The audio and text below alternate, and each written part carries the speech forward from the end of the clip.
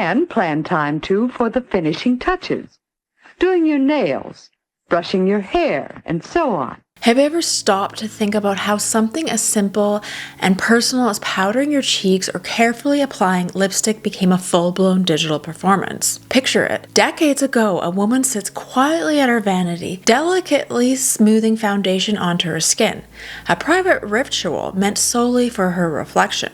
Today, that same intimate moment is broadcast to millions, narrated, monetized, and transformed into viral content consumed by endless scrolling fingers on TikTok and YouTube. It's fascinating and a little surreal that a daily beauty routine once hidden behind bedroom doors has become a global spectacle, generating billions in revenue and reshaping the way we understand femininity, self-expression, and identity. In today's video, we're peeling back the layers to explore how the beauty routine evolved from a personal moment of reflection in today's hyper-visible get ready with me culture. Together we'll journey through the quiet rituals of 1940s women finding stability amidst war, the aspirational glamour post-war beauty advertisements, the rise of DIY beauty tutorials on early YouTube, and finally today's monetized algorithm-driven get ready with me phenomenon. By the end, you'll understand exactly why watching someone apply makeup feels so strangely intimate, and why this evolution tells us as much about who we are as it does about beauty itself.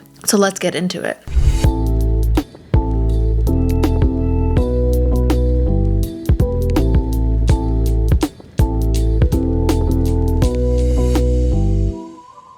Now, a word from our sponsor. Achieving radiant skin, strong nails, and healthy hair isn't just about using the right beauty products. It starts from within. As we age, our body naturally produces less of the key protein responsible for keeping your skin firm, our hair thick, and our nails strong. That's why so many people are turning to natural, science-backed solutions to restore and maintain their youthful glow. Rather than relying on expensive creams or salon treatments, they're focusing on replenishing this essential protein to enhance their beauty from inside out. And no, it's not about chasing the latest beauty trend or stocking up on expensive serums. The real secret lies in collagen, a protein that naturally declines as we get older, but plays a crucial role in maintaining skin elasticity, hair strength, and nail health. Studies have shown that adding collagen to your daily routine can help minimize the appearance of fine lines and wrinkles and support skin hydration, strengthens brittle nails, and even promotes fuller, shinier hair. Many people notice a difference in as little as 2 weeks, making it one of the easiest and most effective ways to maintain youthful, healthy appearance. For everyone watching, there's an exclusive offer, up to 45% off this high-quality, beauty-boosting collagen formula. You can check it out with the link in my pinned comment and description box. With over 8,000 5-star reviews, more than 5 million jars sold, and a full 365-day money-back guarantee, there's absolutely no risk in giving this collagen a try. If you're looking for a simple way to support your natural beauty from the inside out, now is the time to take advantage of the special offer, so don't forget to visit getnativepathcollagen.com/LauraJane. And with this link in my pinned comment, you will get 45% off and free shipping before the deal ends. And now let's jump back into the main video. Chapter 1, the quiet ritual of the 40s. In the 1940s, applying makeup was much more than a daily chore. It was a deeply private and often therapeutic ritual. As World War II disrupted every facet of life, creating uncertainty at every turn, women across America turned their attention inward, using beauty rituals as a refuge and a way to reclaim control amidst the chaos. Picture a woman seated at her vanity early in the morning. Her world is overshadowed by ration books, news of battles overseas, and everyday strain of wartime responsibilities. And yet, for these few precious moments, she could shut out the external world. She carefully twists open a tube of lipstick, smoothly applying Victory Red not merely as a cosmetic choice, but as a symbolic act of resilience and defiance against the darkness around her. Cosmetic companies quickly understood the emotional power behind beauty routines. Ads from brands like Max Factor, Elizabeth Arden, and Helena Rubinstein featured slogans that blended patriotism and femininity. "Beauty is your duty," and "Keep your beauty on duty" became rallying cries. Women were subtly and sometimes explicitly encouraged to maintain their appearance as a way to boost morale. both for themselves and the men away at war. Lipstick shades bore evocative names like Patriot Red and Fighting Red, further linking personal grooming to the larger cause. But beneath the patriotic facade, something deeper was happening. Women were carving out a quiet space for themselves, a small moment of control amidst overwhelming circumstances. Every sweep of blush, every stroke of mascara wasn't merely vanity, it was a deliberate act of personal grounding and a subtle reminder of normalcy. Hollywood further elevated the quiet elegance of these beauty rituals. Film stars like Ingrid Bergman, Rita Hayworth, and Lauren Bacall epitomized the understated glamour. Their subtle gestures, seen on movie screens, like Ingrid Bergman's quiet lipstick touch-up in Casablanca, weren't intended to be spectacle but served as poignant portrayals of femininity as quiet strength. Women across America took inspiration from these screen icons, emulating their looks and in turn making their personal beauty rituals feel more meaningful and dignified. For women at home, cosmetics provided comfort, helping them feel connected to an idealized version of femininity and beauty, even amidst economic hardship and wartime shortages. Women would creatively repurpose items to maintain their appearance. Beet juice for lip stain, charcoal for eyeliner, homemade creams from pantry staples. This innovation wasn't just practical, it was empowering, providing a sense of self and autonomy at a time when many felt powerless. What's crucial to understand about this era is the distinction between private ritual and public display. Women's beauty routines were not intended for the public eye. They were deeply personal moments of self-reflection and restoration. The vanity table was almost like a sacred space, a personal altar where women could briefly pause and affirm their identity apart from the societal demands. Unlike today, when beauty routines are performed on camera for public consumption, these wartime moments were marked by quiet intimacy. The mirror reflected a conversation with oneself rather than an audience. Applying makeup was a form of quiet affirmation, one sense of self carefully maintained in the face of external chaos. Yet, even in their solitude, these women were quietly influencing the future. The dedication, discipline, and dignity of their daily rituals laid the groundwork for the cultural shifts that would later emerge. In their quiet beauty routines, women preserved not only their personal identities but also their cultural ideals, embedding beauty into the fabric of feminine identity in ways that would resonate for decades. And today we scroll through endless videos of makeup tutorials. It's worth remembering the root of these rituals. The original beauty influencers weren't seeking likes or brand sponsorships. They were quietly seeking comfort, confidence, and identity in the privacy of their own rooms. And have you ever experienced a beauty routine that felt deeply personal, almost therapeutic, like a quiet conversation with yourself?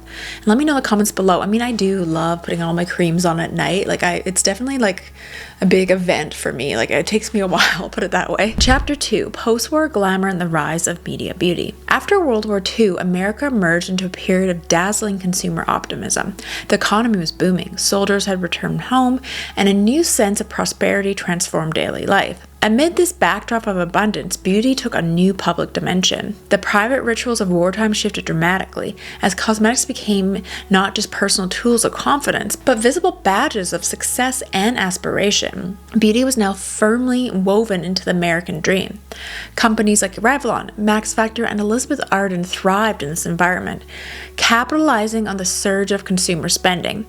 They didn't just sell lipstick or face powder, they sold ideals. Advertisements emphasized glamour, femininity, and elegance, promising that the right cosmetics could help a woman achieve a perfect home, a happy family, and social acceptance.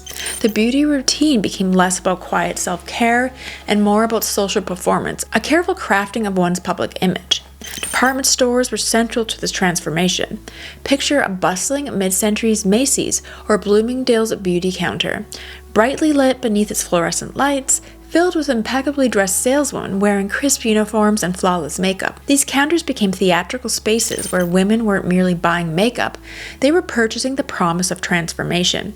Makeup artists became guides, demonstrating precisely how to apply the latest products, expertly instructing women in the public performance of beauty. Customers watched and learned, internalizing the message that appearance mattered immensely, not just privately, but socially. But the most influential medium shaping this era of beauty was undoubtedly television. The advent of mass television ownership in the late 1940s and early 1950s meant that beauty standards reached directly into American homes.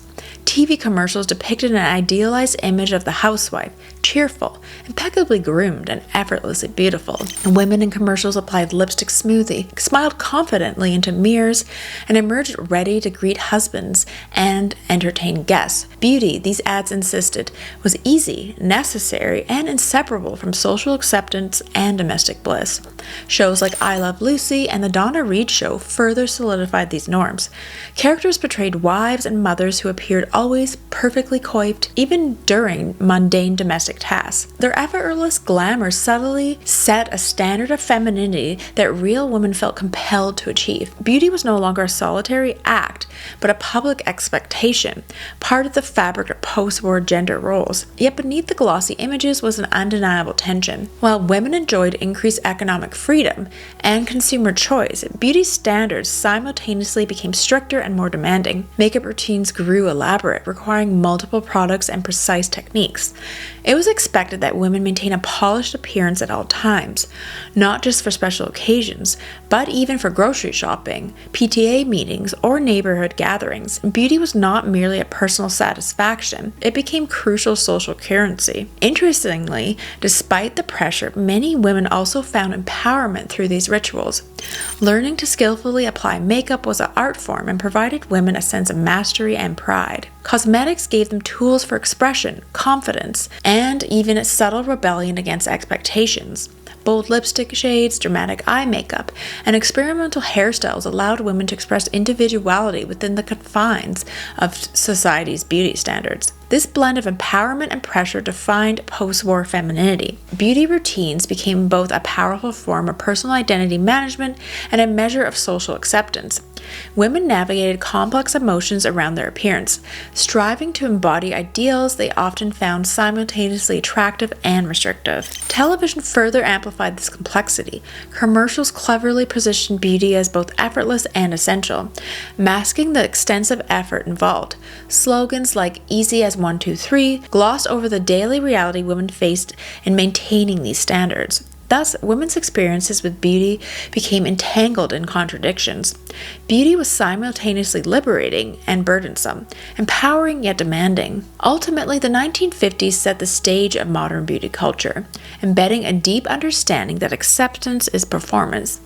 Women learned that their daily rituals held significance beyond personal satisfaction. Their routines were an ongoing negotiation with broader societal expectations. And as the era's glamorous standards infiltrated homes through the television and advertising, women internalized the notion that beauty was a vital part of their public identity and worth. This pivotal era leaves us asking, was this embrace of media-driven beauty genuinely empowering, or was it subtle coercion? Perhaps it was a complex blend of both, laying the groundwork for future conversations around femininity, identity, and the persistent tension between empowerment and societal pressure. But was this transformation empowering or simply reinforcing this pressure? Perhaps in reality it was always a bit of both. Beauty as self-expression, tinged with the expectation to perform perfection. Chapter 3, YouTube and the birth of DIY beauty tutorials. When YouTube launched in 2005, few could have imagined that it would revolutionize beauty culture entirely. Before this moment, beauty advice had largely been confined to glossy magazines, expensive makeup counters, or polished TV segments. Suddenly, however, anyone with a webcam and an internet connection could become their own beauty guru. This marked the beginning of an entirely new era, the DIY beauty movement, born from bedroom mirrors and broadcast globally with just a few clicks. In the early days, beauty content creators were simply young women experimenting with makeup in front of a grainy webcam. The lighting wasn't perfect, backgrounds were often cluttered, and editing was minimal. Yet despite or perhaps because of it, this rawness, these videos felt incredibly genuine. Audiences immediately connected with the creators who felt more like friends, sharing secrets than distant experts, doling out advice. One of the earliest and most influential figures was Michelle Phan. In 2007, Michelle posted her first makeup tutorial, demonstrating how to achieve a natural everyday look. Her gentle voice and reassuring manner quickly earned her a dedicated fan base. But it was her viral Lady Gaga poker face and Barbie tutorials that transformed Michelle into an internet sensation. Young women flocked to her channel, not just for the makeup advice, but also the emotional connection. Michelle spoke directly to the camera as if chatting with a best friend, making beauty seem approachable and accessible for everyone. This intimate, instructional style quickly became the hallmark of YouTube beauty tutorials. Unlike television or magazines, where beauty was often portrayed as unattainable, YouTube creators emphasized approachability. Anyone could replicate the looks at home, using affordable products and step-by-step instructions. This democratization of beauty knowledge allowed viewers who had previously felt excluded by traditional media standards to finally feel seen and represented. The appeal of DIY tutorials extended beyond makeup skills.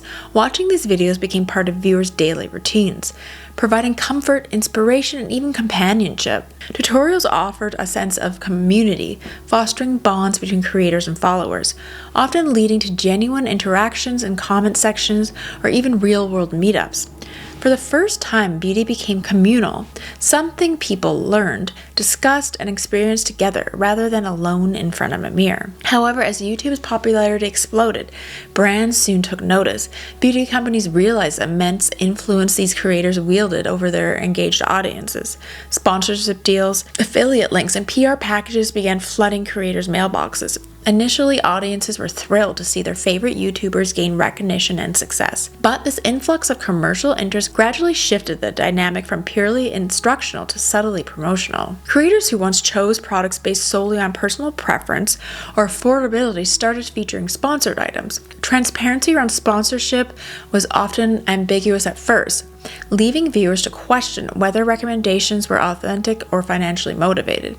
This period marked the beginning of beauty's complex relationship with authenticity online, where realness became a commodity as valuable as the products being sold. Despite the shift towards monetization, DIY beauty tutorials continued to hold immense cultural power.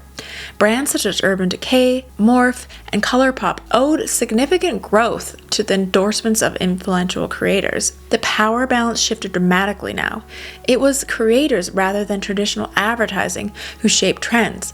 Popular beauty vloggers could sell out entire product lines with a single positive mention, highlighting their immense cultural influence. And this era also paved the way for deeper discussions around representation in beauty. Creators of color like Jackie Anna and Patricia Bright began using their platforms to address the lack of diversity in the beauty industry. They challenged brands to expand shade ranges and diversify marketing, leveraging their DIY platform not only for tutorials but for meaningful advocacy and change. By democratizing the beauty landscape, DIY tutorials on YouTube simultaneously reinforced and challenged the beauty industry's status quo. Beauty standards expanded to include a wider array of faces and styles, yet the pressures of perfection and commercialism never fully disappeared. As YouTube creators became increasingly professionalized, their videos grew more polished, blurring the lines between authenticity and performance. The lasting legacy of this early YouTube era is clear. It transformed the beauty industry by bringing it directly into the homes and hands of everyday people. Makeup application shifted from an exclusive skill set possessed by trained professionals into a collective experience shared and learned in bedrooms worldwide. Even today, as we scroll through polished Instagram reels or carefully edited TikTok clips, the essence of those first grainy DIY videos remains visible. Proof that beauty routines, even when performed for an audience, can foster genuine connection, empowerment, and community. And do you remember the first beauty or YouTube channel you ever binge watched? And what drew you to it? Let me know in the comments below. Like, did you used to watch those vintage beauty videos like 2010-ish, like around that year? I think I remember watching like an Audrey Hepburn makeup tutorial by Lisa Eldridge, and I think that was like one of my first kind of beauty tutorial YouTube videos. I'm trying to think what year that was. Maybe 2011 or 2010, like around that year. Chapter 4, Get Ready With Me, Beauty's TikTok Performance. Today, the quiet ritual of beauty has evolved into something far more public. interactive, and performative than anyone could ever have imagined. The emergence of TikTok's Get Ready With Me videos has transformed beauty routines from solitary acts of self-care into vibrant spectacles shared with millions. It's no longer about simply applying makeup in front of your mirror. Now it's about narrating your personal story, step by step, while flawlessly blending foundation under a halo of ring lights. The essence of Get Ready With Me is deceptively simple.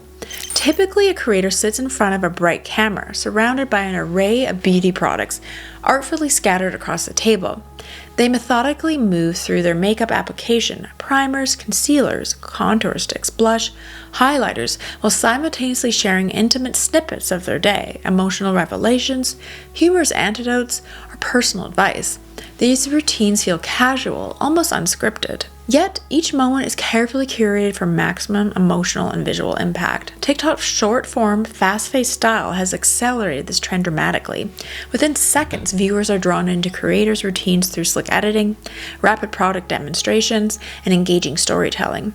What might have taken 15 minutes on YouTube is distilled into a concise, visually satisfying, and emotionally resonant 1-minute video on TikTok. The hashtag #GetReadyWithMe has now surpassed an astonishing 50 billion views, an undeniable testament to the format's cultural impact. What makes Get Ready With Me videos particularly compelling is their unique blend of intimacy and commercialization. On one hand, viewers feel as if they're sharing a private, behind-the-scene moment with the creator, hearing candid reflections as they blend eyeshadow or apply mascara.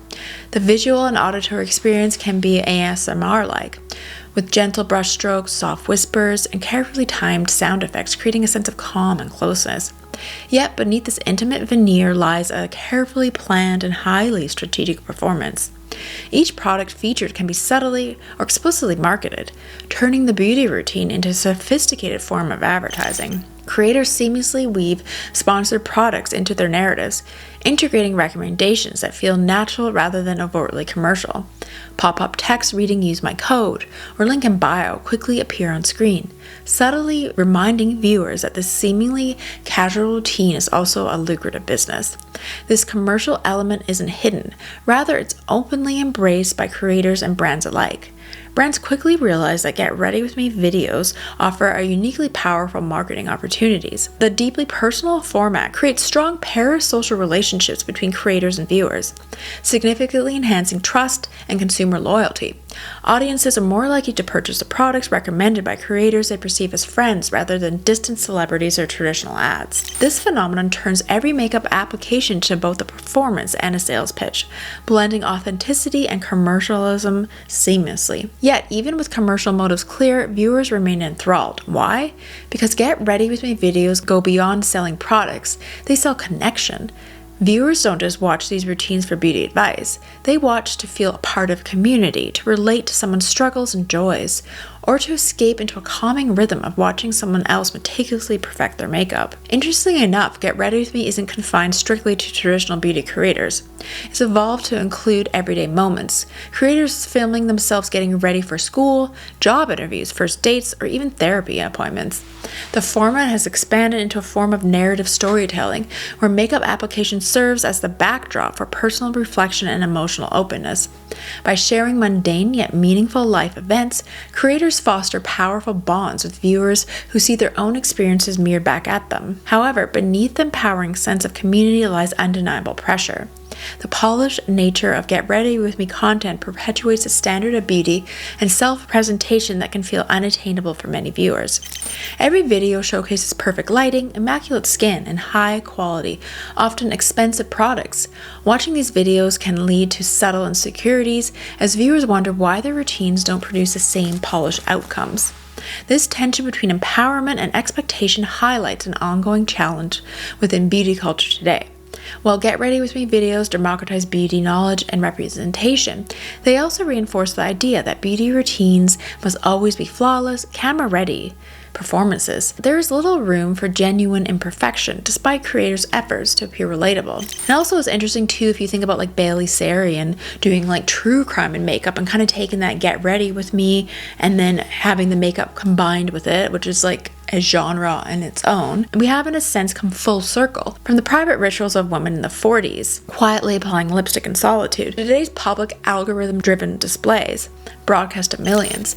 Yet beneath the polished surface of these TikTok videos, many creators are still seeking the same sense of identity and affirmation that women once found privately in front of their own mirrors. Makeup application remains deeply tied to how we choose to present ourselves to the world. Only now, the world is a vast digital audience. Ultimately, Get Ready With Me represents beauty's evolution into modern performance art. Intimate yet commercial, personal yet public, empowering yet pressuring. Each video reflects not only a makeup routine, but also the complex negotiation of self-expression and societal expectation in the digital age. As we continue consuming and creating these performances, we must ask ourselves critical questions. Are these videos genuinely empowering, or do they subtly reinforce unreachable standards? Are we expressing authentic identities or merely conforming to an algorithm's preference?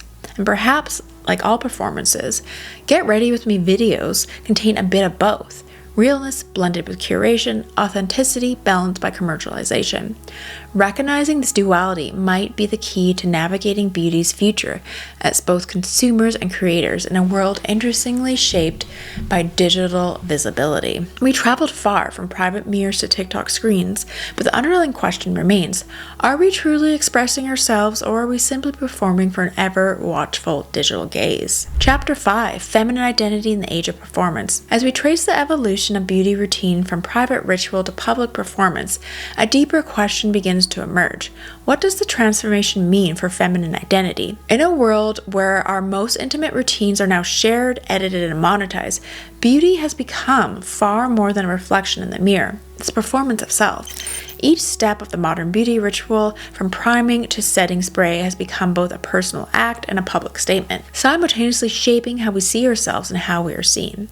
Today, beauty no longer exists in isolation. With the rise of the social media platforms, each swipe of concealer or dab of highlighter is watched, judged, liked, shared, and often scrutinized.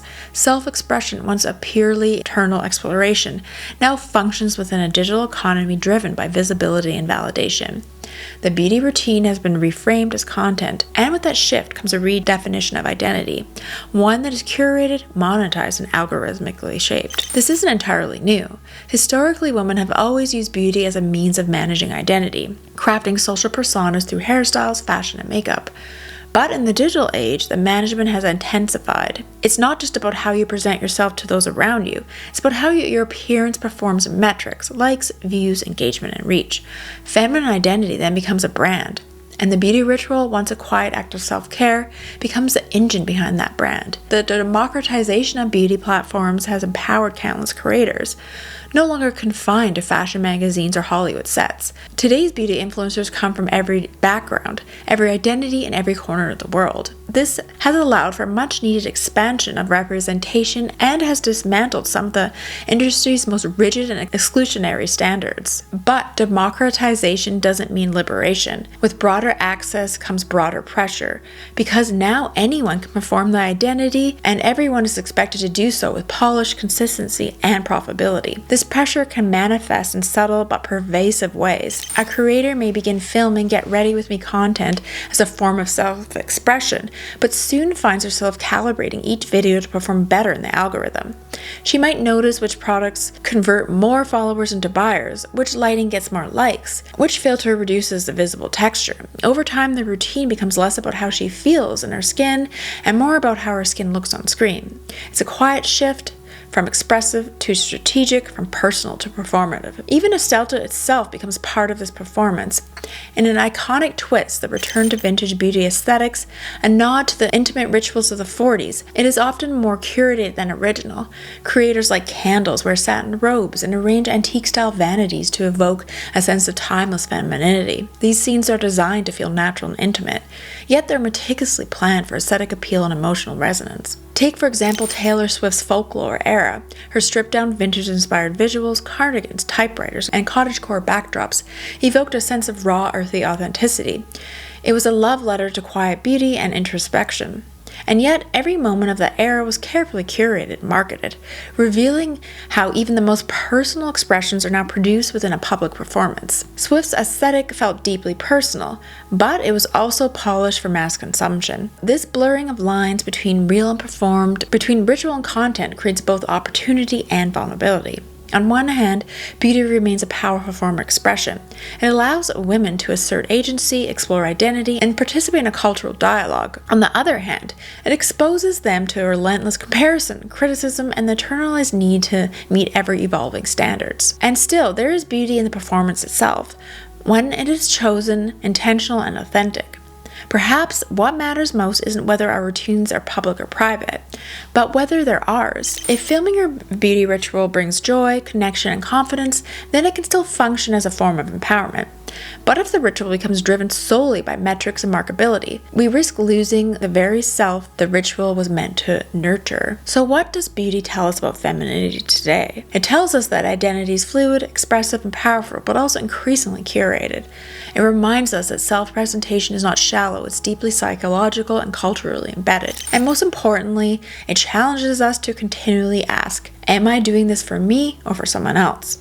The beauty routine in all its evolving forms remains a mirror not just to our faces, but to our society's ever-changing values around womanhood, authenticity, and worth. And what's your personal take on all of this? Do you get ready with me videos empower you, or do they sometimes make you feel pressure to look or act a certain way? And when did you first start engaging with beauty content online? I'd love to hear your thoughts. Let me know in the comments below. And we've traced the path of beauty rituals across nearly a century, from the quiet, introspective moments at a vintage vanity to the curated, commodified performances of modern digital platforms. What once lived behind bedroom doors, shared only with a reflection, has become a global display viewed, liked, and monetized by millions. In the 1940s, beauty was an act of self-preservation, a ritual for reclaiming identity amid chaos. By the 50s, it had been rebranded as a form of feminine duty and social performance, broadcast through glowing television screens and perfected under fluorescent lights. The early 2000s gave us the raw, authentic beauty tutorial, relatable, unfiltered, and friend-sharing tips across a shaky webcam. And now, in the TikTok era, beauty has evolved into an interactive story, narrated, edited, and optimized for performance, yet still cloaked in the language of intimacy and realness. But across all these stages, some questions have remained constant. Why do we engage in these rituals? Who are we really doing them for? And how much of our beauty expression is truly ours? And how much is shaped by the gaze of others, be it a mirror or a screen? And maybe the answer isn't simple. Maybe beauty has always been both a form of liberation and a form of control, personal ritual and a public act. What matters most is our awareness and intention. If we choose to film our beauty routines, let it be from a place of expression, not from obligation. If we prefer to keep them private, let that choice be just as valid. So thanks for watching. It is interesting to think about the beauty routine now. I mean, I always am curious what other people use, especially if they have good skin. And I always like reviews, if they're honest reviews of certain products that I might buy. So I feel like it all serves a purpose. And I sometimes learn about new products through the TikTok algorithms and beauty routines. So it's just interesting to see how it's changed over the years. So thanks for watching, and let me know in the comments below.